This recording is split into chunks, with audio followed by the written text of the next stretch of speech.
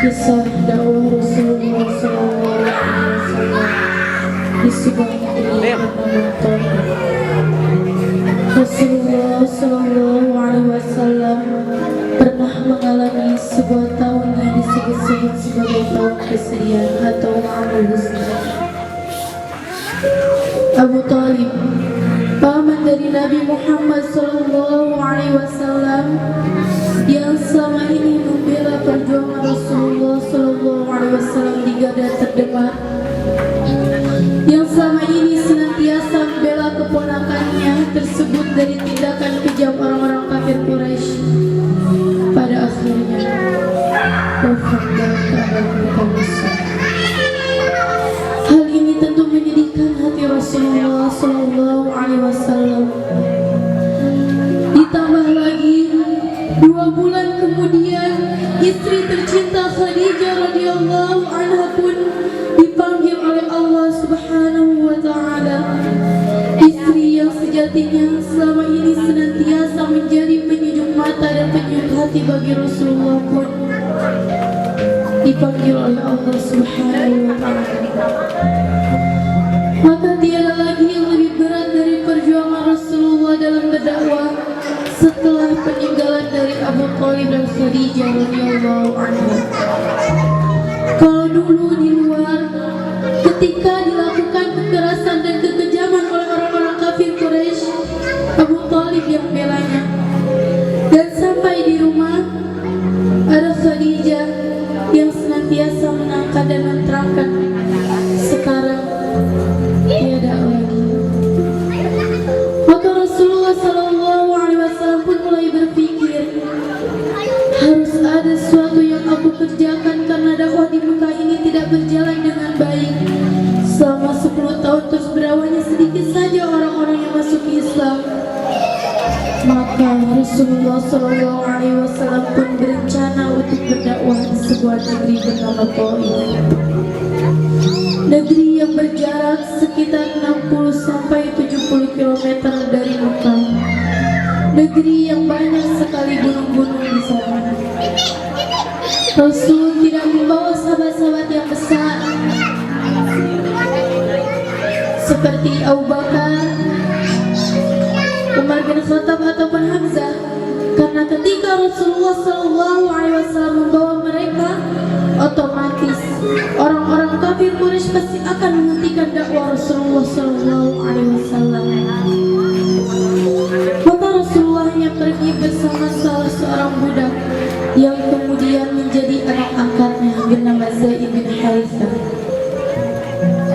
Rasulullah SAW pun pergi ke Taif dengan berjalan kaki. Bayangkan, jarak dari kota Mekah ke negeri Taif itu 60-70 km, tapi Rasulullah hanya menempuhnya dengan jalan kaki. Dan sampai ke negeri Taif, Rasulullah SAW bertemu dengan 3 pembesar orang-orang Taif yang berasal dari Bani Saqif. Rasulullah meminta perlindungan dan mulai berdakwah kepada mereka, dan mereka menolak dakwah dari Rasulullah SAW. Dan ternyata sebelum kedatangan Rasulullah SAW ke negeri Taif, ternyata paman Rasulullah yaitu Abu Jahal yang termasuk musuh Islam datang lebih dulu ke negeri Taif dan mengatakan hal yang buruk tentang Nabi Muhammad. Abu Jahal mengatakan, lihat, Muhammad adalah pemecah belah umat dan Muhammad adalah seorang penyihir. Hati-hati kalian terhadap Muhammad.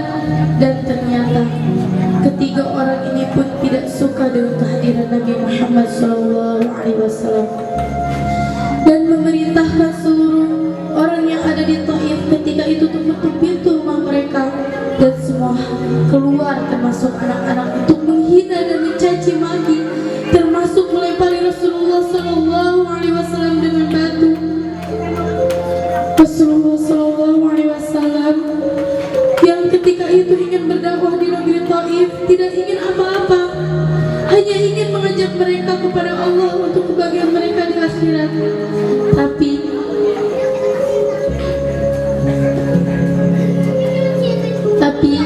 apa yang terjadi? Anak kecil, masa semuanya bergabung bersama-sama untuk menyerang Rasulullah Sallallahu Alaihi Wasallam. Maka terus mereka melempari Rasulullah dengan batu dan Rasul pun pada akhirnya berdarah. Darah tubuh suci dan tubuh mulia Rasulullah Sallallahu Alaihi Wasallam. Rasul katakan, biarkan aku keluar dari negeri Taif ini kalau kalian tidak mau menerima dakwahku. Namun apa kata mereka? Tidak, wahai Muhammad, engkau datang ke sini dan engkau tidak akan bisa keluar begitu saja. Kalau engkau ingin keluar dari negeri Taif, silahkan. Engkau lewati dua baris orang-orang bertubuh besar, kata mereka. Rasulullah Sallallahu Alaihi Wasallam dalam keadaan beliau yang sudah lemah dan berdarah-darah paham bahwa Rasul tidak boleh mati di sini, bahwa Rasul tidak boleh mati sia-sia di sini. Rasul harus melewati dua barisan orang-orang yang tubuhnya besar-besar itu. Rasul paham akan terjadi sesuatu terhadap dirinya, tapi Rasul harus melewati barisan tersebut. Dan apa yang dilakukan oleh orang-orang yang bertubuh besar itu kepada Rasulullah? Ketika Rasul mendekati mereka, apa yang terjadi? Mereka memukuli Rasulullah dari kanan dan Rasul terpelanting. Dan mereka memukul Rasulullah dari kiri dan Rasulullah terpelanting. Rasul kemudian berjatuh. Rasul kemudian terjatuh dengan berdarah-darah. Mereka angkat lagi tubuh Rasulullah Sallallahu Alaihi Wasallam. Kemudian mereka pukul lagi. Rasul terjatuh. Mereka pukul lagi. Rasul terjatuh lagi. Dan begitu seterusnya. Dan Rasul sudah merasa lemah. Tubuhnya sudah merasa sakit. Tapi saat itu tak kunjung usai. Lihat manusia yang tidak pernah punya perasaan ini, mereka lakukan itu kepada Rasulullah Sallallahu Alaihi Wasallam. Wajah suci yang harusnya dicintai itu kemudian jatuh ke tanah karena pukulan mereka. Lihat perlakuan dari orang-orang Taif. Apa yang dilakukan Rasulullah ketika mendapatkan perlakuan yang sangat keji seperti itu?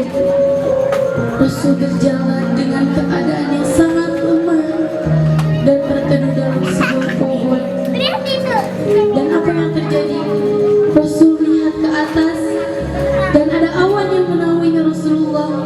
Ada malaikat Jibril yang berkata, wahai Nabi, wahai kekasih Allah, Allah menyaksikan apa yang telah diperlakukan umatmu terhadapmu.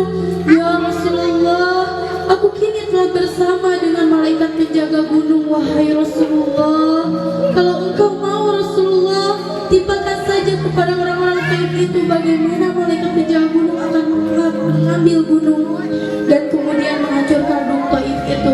Selesai sejarah mereka. Tapi apa kata Rasulullah Sallallahu Alaihi Wasallam ketika mendapatkan tawaran untuk menghancurkan orang-orang Taif dari malaikat Jibril? Apa yang dilakukan Rasulullah? Rasulullah kemudian mengatakan, tidak malaikat Jibril, tidak. Aku hanya ingin dan aku berdoa kepada Allah agar kelak ada di antara keturunan mereka yang menyembah Allah Subhanahu wa Ta'ala. Aku hanya ingin, wahai malaikat Jibril, agar ada dari keturunan mereka menyembah Allah Subhanahu wa Ta'ala. Rasulullah dalam keadaan yang penuh dengan darah, di panas matahari yang sangat terik, masih bisa maafkan orang-orang Taif yang telah berbuat keji kepada Rasul. Dan Rasul sebenarnya pernah berkata kepada Allah, wahai Allah, aku adalah hamba-Mu yang lemah. Wahai Allah, kepada siapa sebenarnya aku ini Kau serahkan. Wahai Allah, kepada mereka berjauh nasab. Wahai Allah, atau kepada para musuh orang Taif itu. Wahai Rasulullah. Tapi ternyata Rasulullah adalah contoh teladan bagi kita semua. Bagaimana Rasulullah Sallallahu Alaihi Wasallam berdoa untuk penduduk Taif agar ada dari keturunan mereka yang pada akhirnya menyembah Allah. Dan apa akibat dari pemaaf dari Rasulullah, sifat kelemah lembutan dari Rasulullah? Ternyata pada akhirnya sejarah menceritakan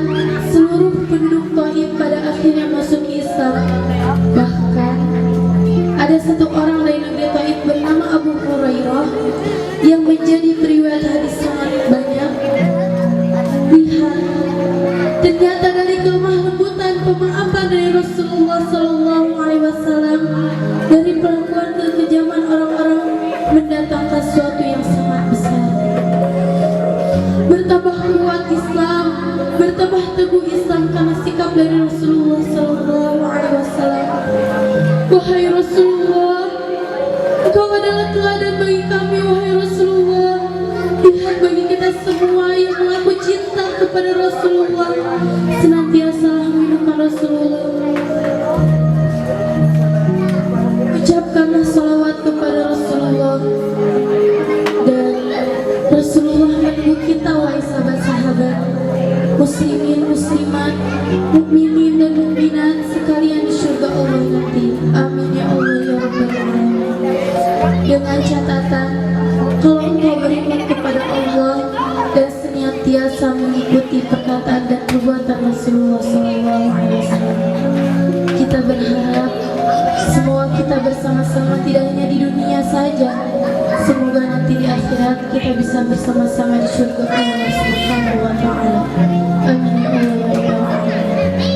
Maka dari itu, marilah kita berselawat kepada Nabi Muhammad Sallallahu Alaihi Wasallam. Sallallahu ala Muhammad,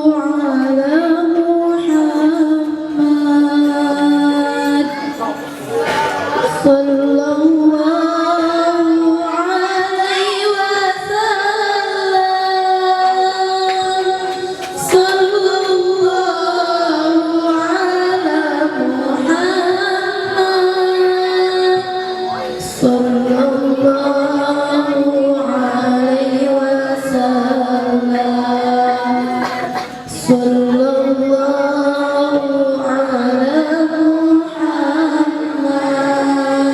Muhammad, Sallallahu alaihi wasallam, Sallallahu ala Muhammad,